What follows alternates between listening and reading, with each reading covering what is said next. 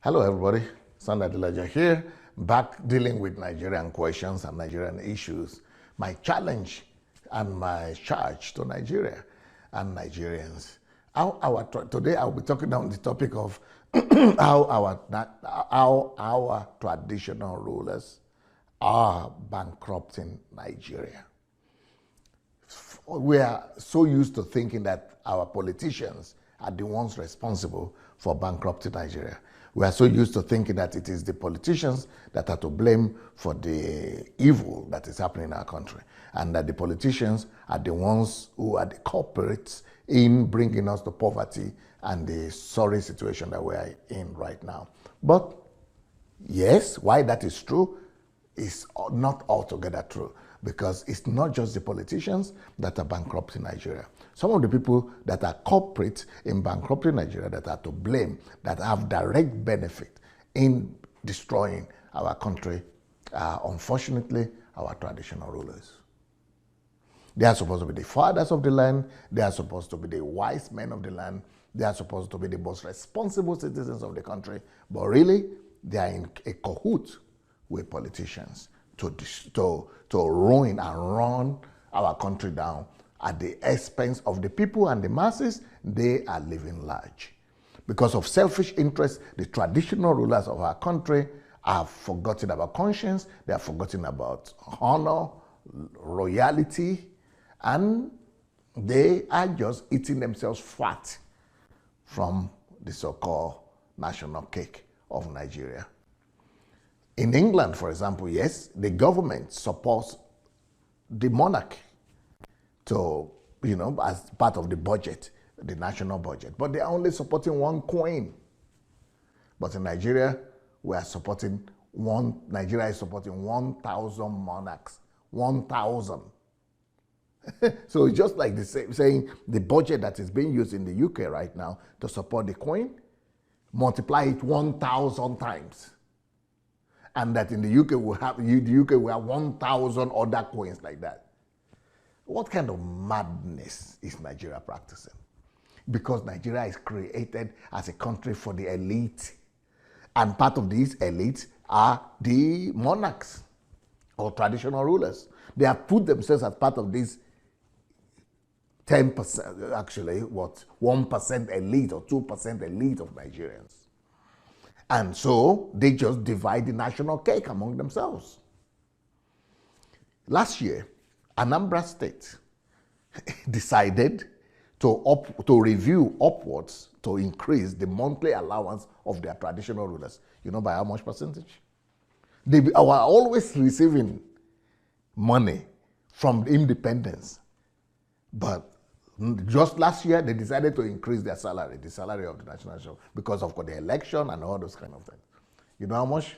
By how much? By 100%. 100% increase. Same thing with Edo Council. Edo State alone spends billions, over $1.3 billion or so, that it spent on just maintaining their traditional rulers, paying them salaries. But let's go to we are not even going to the north yet, because if you get to the north, it's just crazy. In the northern part of Nigeria alone, out of the 1,000 traditional rulers that we have in the whole country, the north has 548 of them. 548 monarchs, chiefs, and kings that are being supported. It's just because it is feudalism. We are not practicing democracy. This is feudalism. It is in feudalism that you have one king or one chief that has all the money, and all the people have to worship them. That is what the North was practicing before. Now Nigeria as a whole has adopted that. You know, even in the East, like I spoke about Anambra State now. You know, in the East, they didn't used to have kings. Every household has their head of the household and things. They didn't used to have kings like in the West and in the North. But when Nigeria got independence, and my Igbo brothers discovered that the North is actually getting paid by the federal government for their monarchs, and the monarchs are being paid. Every town in Igbo, every major town in Igbo land decided to crown their own kings. So everybody is having their own kings over there, so that they will also have access to the national cake.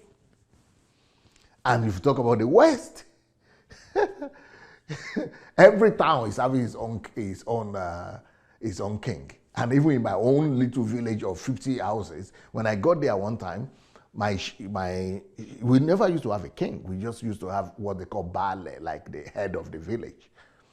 But they decided to become a king. Why? Because when they become a king, they will be rated and qualify to be either first rate or second rate or second tier, third tier, or fourth tier. At least they want to be at least fourth tier king, so that they will also be getting money from the national cake. So they told me we need to pay something amount of money to the regional king, so that they will recommend them as a king to also be paid by the federal government or by the local government. And because they, just it's all about corruption. So in the north, there are 548 emirates and chiefdoms across the northern part of Nigeria, including the FCT, Central Capital Territory. And they are spending, the government of Nigeria is spending billions of naira on them annually just to maintain them. Now, the funny thing about the north is, out of those 500 and something, 174 of them are rated as first-class kings. Then 130 of them are second-class kings. The first-class kings are the paramount rulers. 174, and that means their salary is like double the second-class kings. Then the second-class kings, their salary also is much more than the salary of the third-class king. Then you have the fourth-class kings, the small kings, which are 37 in the north. So what is this? What is this madness of the government giving the money that is meant for the populace, for ordinary citizens, just to go and be paying monthly salaries to 1,000 kings to maintain their lifestyle? And these kings, they don't have any constitutional role, and they don't have any function that they are ruling. Even if they have functions, why do we duplicate the functions of politicians? Either we are going to be paying politicians or we are going to be paying kings. And I think we need to have an NGO, a pressure group, to take the federal government to court.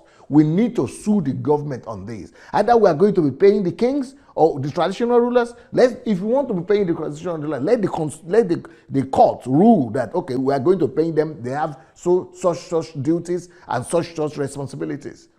Or it is the politicians we are going to be paying. How can we be paying both the politicians and be paying the kings as well? And it's not in the Constitution. It's not constitutional. If they are going to be constitutionally elected rulers, then they must have responsibilities as well, duties. So what are their duties? And what can we demand of them? But it is because of corruption. Our country is built on corruption. Our country is built on manipulation. Our country is built on political convenience of the elite. All the elite, they are looking at Nigeria as a national cake thing. The budget as a national cake thing. They are looking at Nigeria as a national cake thing. And they call themselves stakeholders. So these stakeholders, they want to maintain, they just want to get to place of authority to be able to share the money. So the sharing of money to political leaders, to traditional leaders, in my own opinion, is a form of bribe that the politicians are paying to the traditional rulers so that they will maintain their grip. The two of them will maintain their grip of the national cake of Nigeria. That's what is happening. The money they paid them is actually the budget that is meant for the local government development. That money is normally coming from the local government.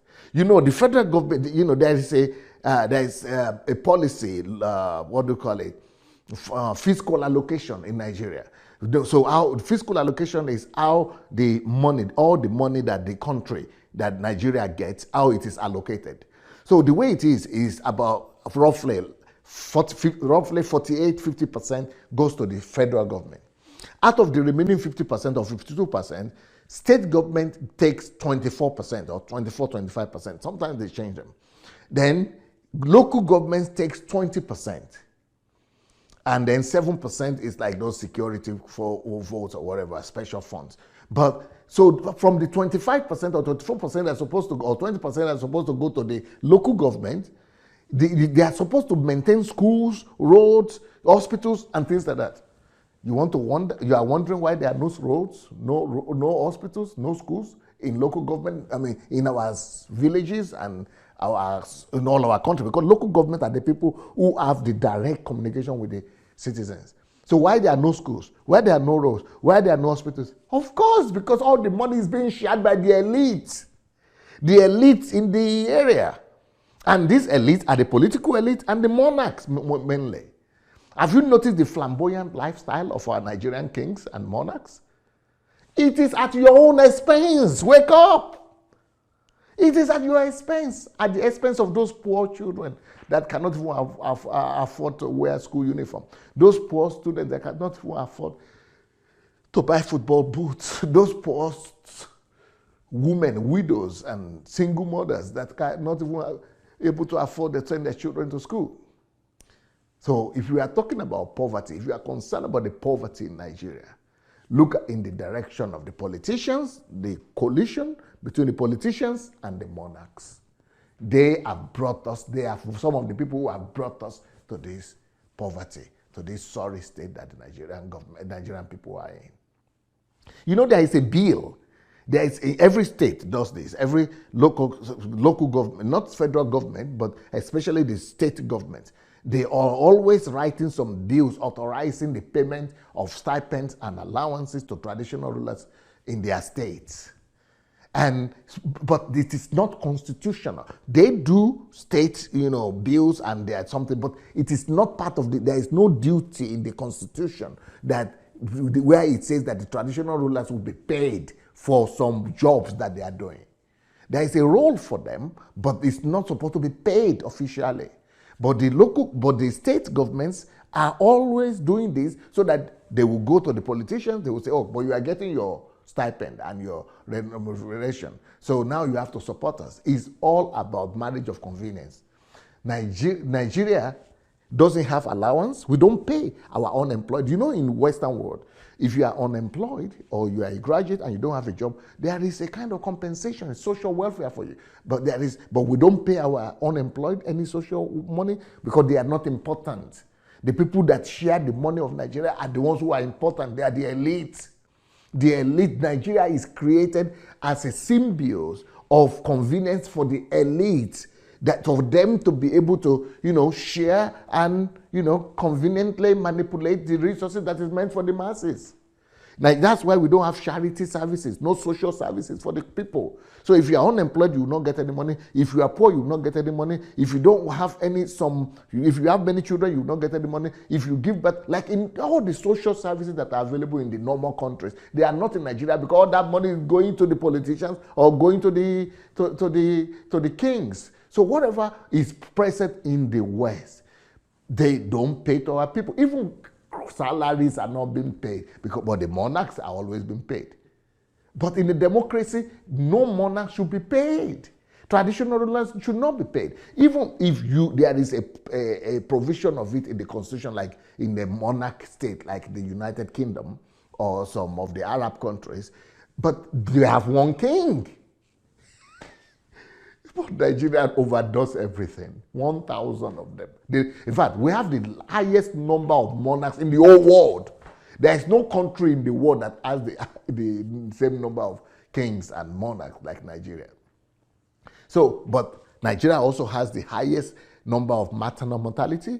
We will pay our monarchs, but the poor, the mothers who are dying at the stage of birth, when they are giving birth, they are not being paid. They are not being supported. No hospitals for them. Yet we allocate money to pay the monarchs and kings that are already rich. Human lives don't matter to us. We need to begin to change the constitution of Nigeria and reconstruct the constitution, the whole structure of Nigeria, so that we will know that we will change, not restructuring like our people are saying, because the people who are clamoring for restructuring, they are the same elite who want to keep on dividing and pocketing the money. But what I'm saying is reconstruction.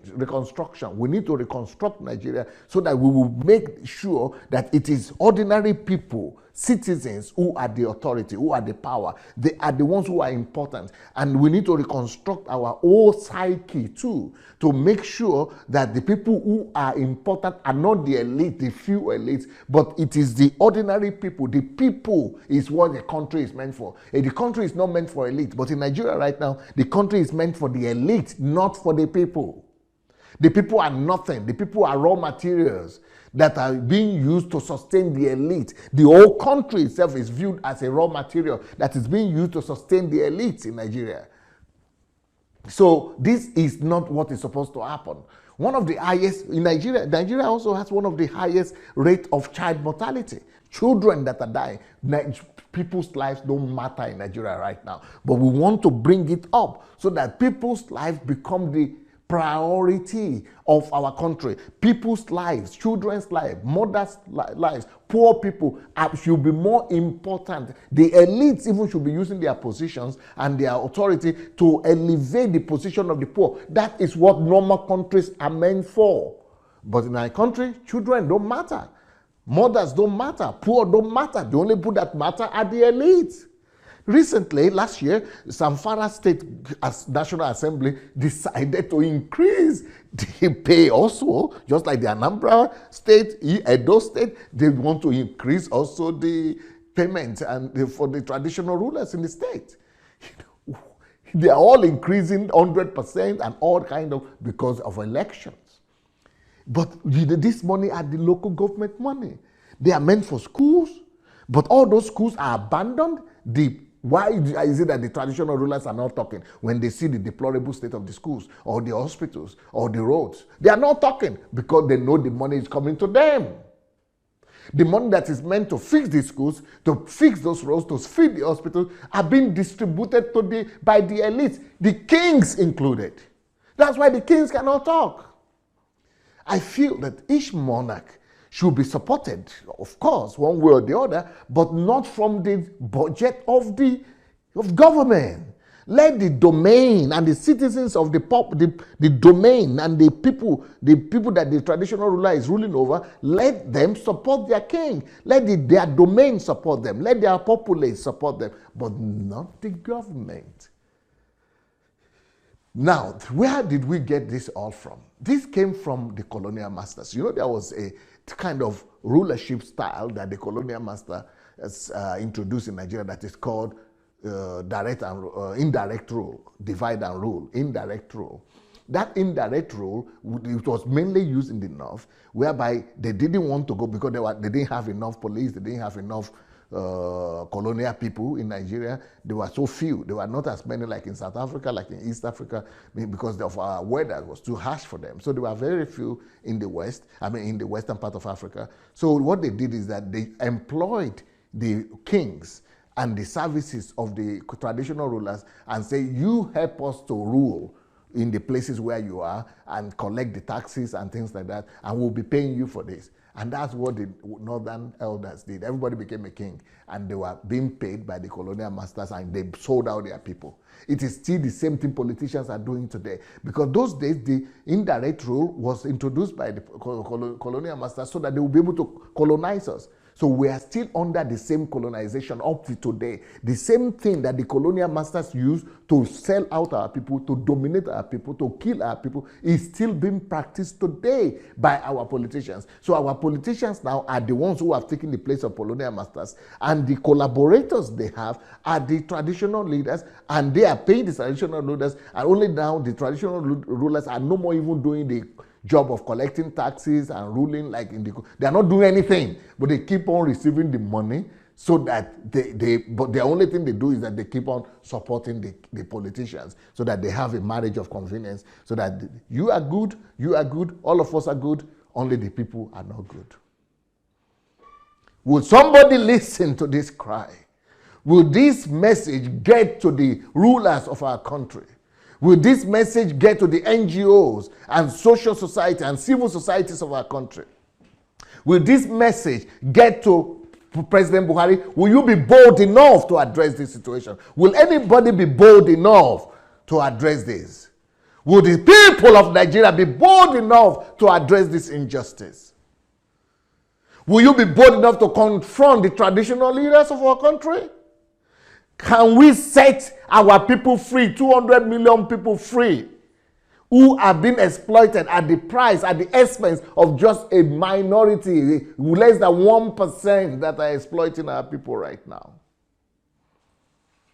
I'm doing my best by at least talking about it and opening the eyes of the eyes of our people. I hope that somebody else will join this campaign to take back our country. For the love of God, church and nation, peace.